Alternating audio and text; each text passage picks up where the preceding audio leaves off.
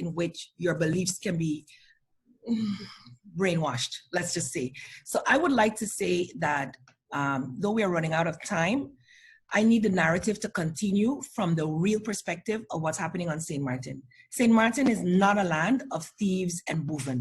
Sint-Maarten is a land of people trying to make it on their own.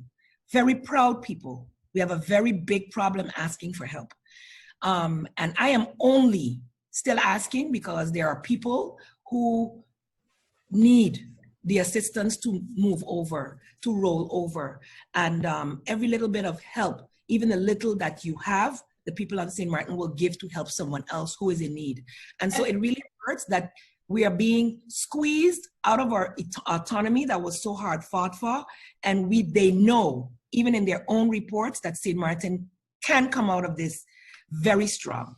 And even before Prime Minister, I'm so sorry, but it's not even a question of help. It's a question of legal normal structure of a financial structure, which it's not a donation. It's not even help. It's not grant. It's a loan. It's a business deal. So I think we should change that narrative completely and stop calling it help. If you have to pay it back with an interest, it's not help. Help is if I give it to you, and if you give it to me, that is help. Exactly. And that's why we're totally against the conditions being attached to this loan. The lane garden we can live with.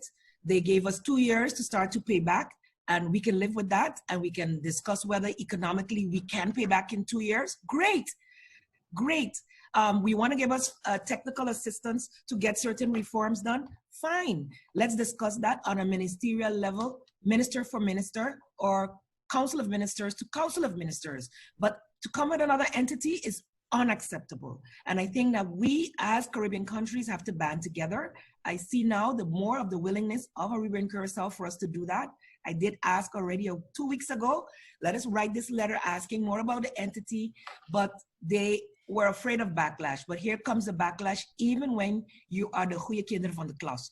So for me, I'm honest, I'm open, and I want the people of the Netherlands and the rest of the world to understand that we have capable leadership here, willing to put reforms in place, but not with all these extra conditions and those timelines.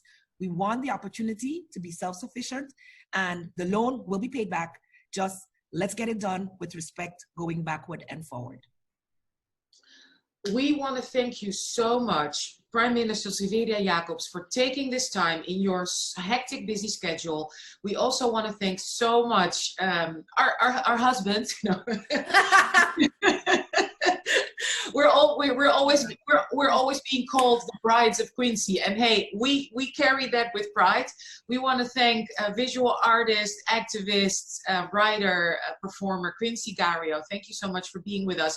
This is such an important conversation. You are our hero, Prime Minister. You're like a power woman. We're going to do everything we can to get this out into the media. We are not giving up. Black Lives Matter. So this is part of Black Lives Matter.